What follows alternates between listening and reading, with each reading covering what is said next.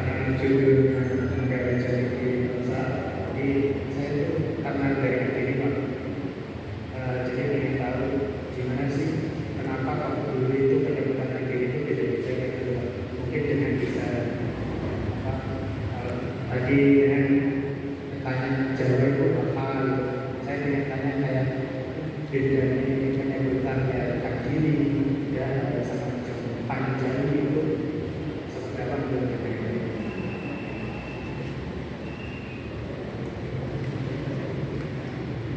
Oh, terima kasih Mas Sigit. Mohon untuk menjawab.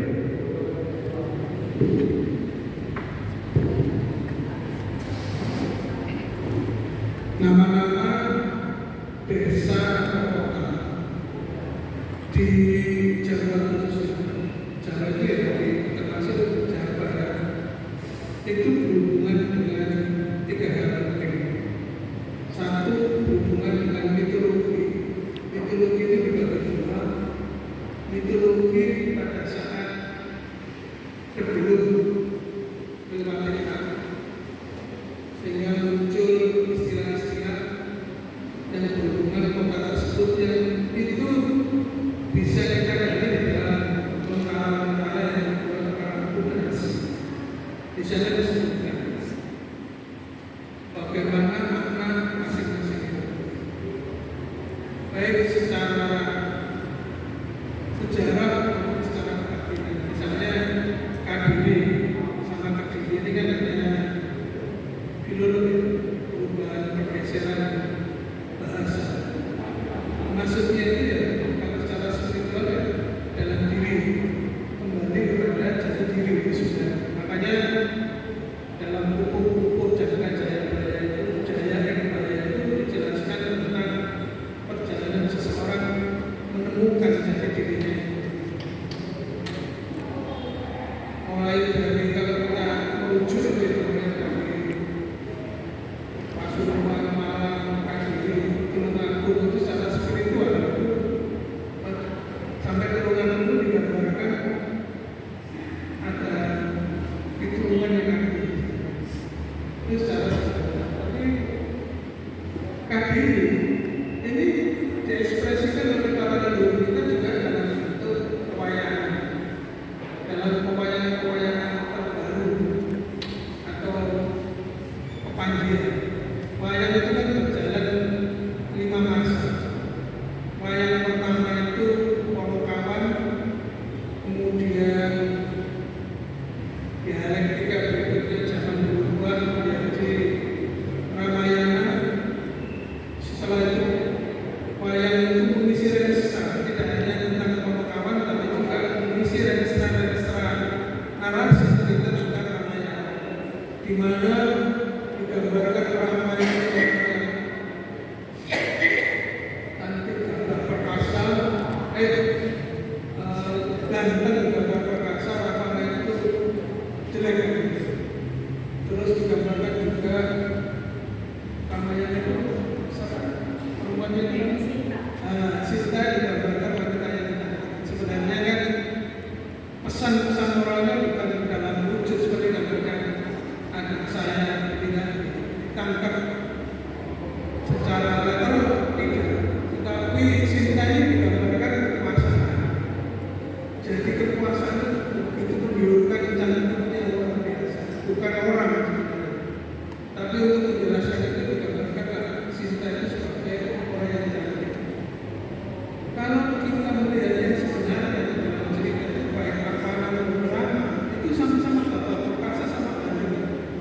Bagaimana mereka bertarung berkumpul merebutkan kekuasaan. Kekuasaan itu sesuatu yang menggiurkan sampai ada manusia di dalamnya itu muncul dan sekarang pakai Pak Prabowo 8 ajaran dari Swaputra. Untuk judulnya kan Mahkota Rama. Kalau di Jawa itu Mahkota Romo. Mahkota itu Romo itu pemimpin, Mahkota.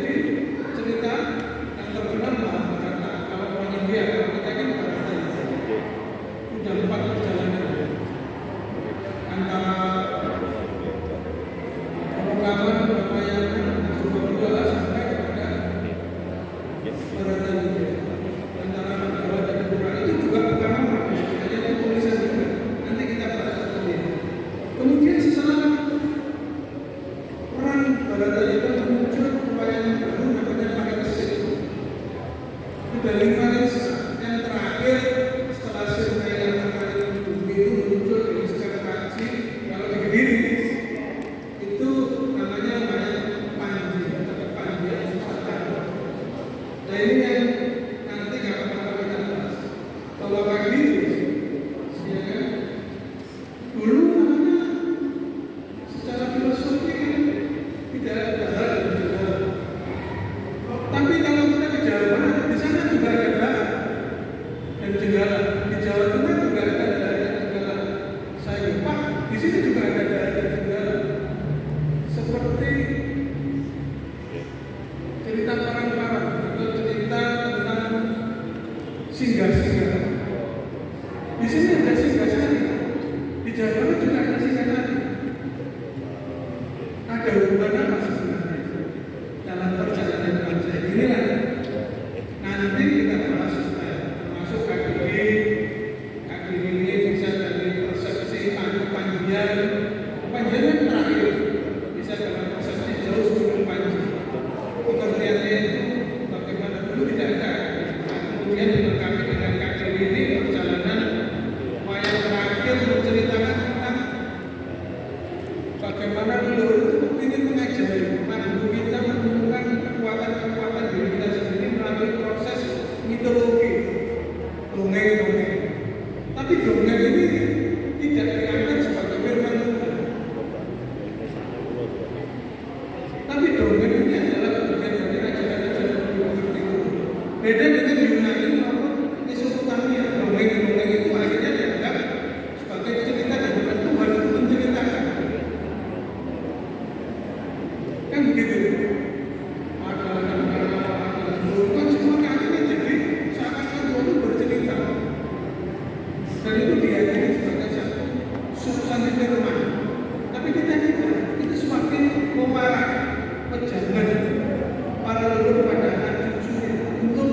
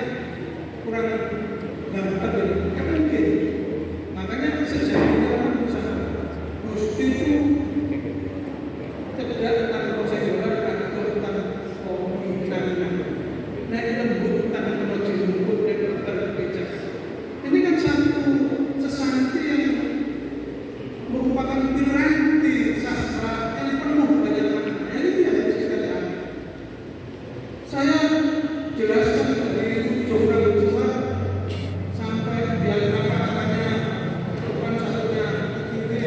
Jadi itu saya jelaskan itu tulisan. Kenapa mulutnya seperti itu? Karena bukunya itu nelayan kok bukunya gede putri cepokan kan gitu.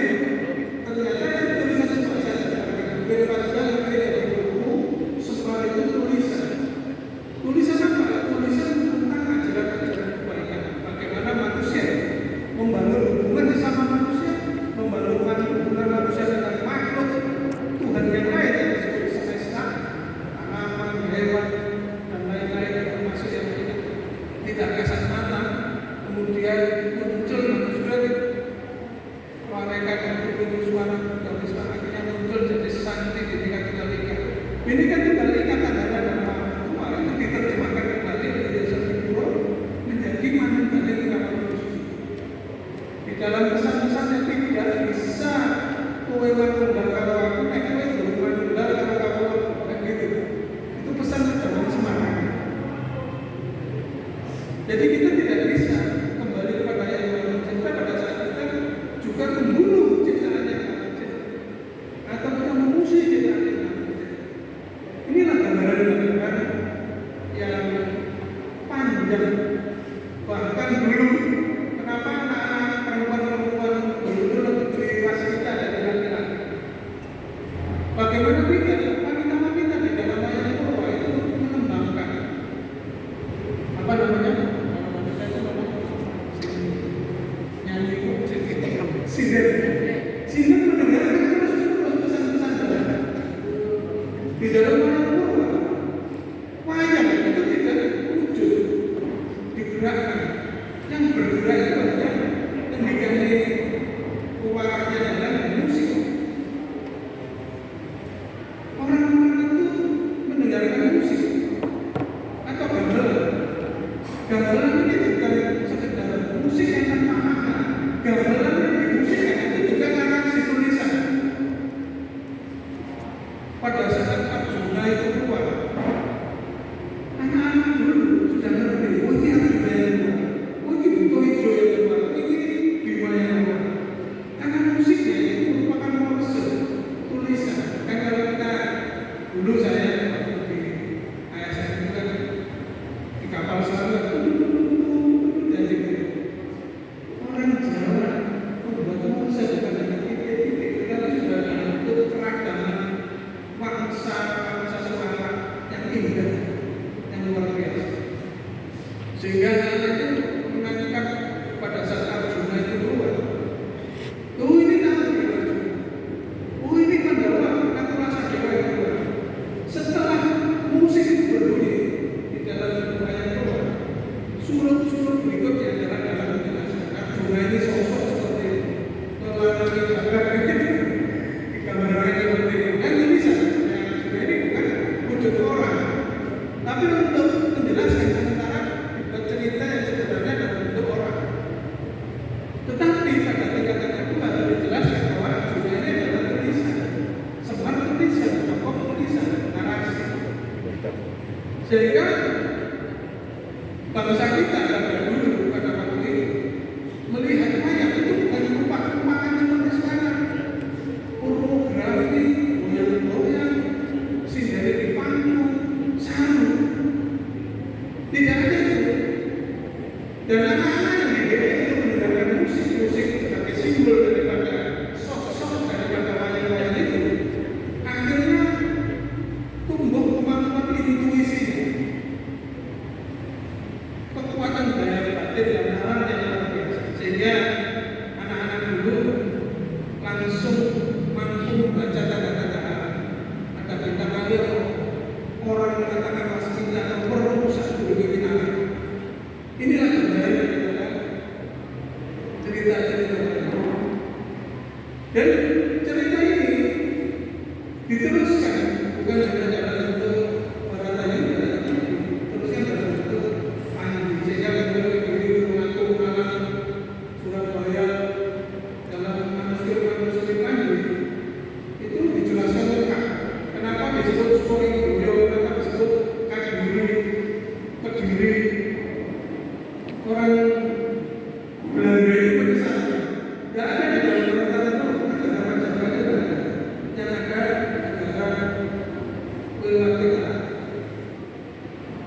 Tapi di dalam Indonesia sejarah kita itu muncul kata Majapahit. Majapahit itu buah yang merasakan pahit. Nggak mungkin. Diceritakan bahwa rakyat Wijaya itu makan buah pahitan ini karena sangat lagi diceritakan. Sehingga kita dibawa ke arah yang sesat. Itulah dialog budaya yang penting itu adalah cerita mitologi leluhur itu coba kita dulungkan, kita uraikan seperti kata anak saya tadi, dia menyampaikan apa yang didulungkan, diulang-ulang, dijelaskan, diterangkan secara saintifik, secara tentang ini. Kita sudah lama di blender, di stempel sebagai orang mistik, orang rendah. Tapi yang menganggap kita orang rendah, orang mistik,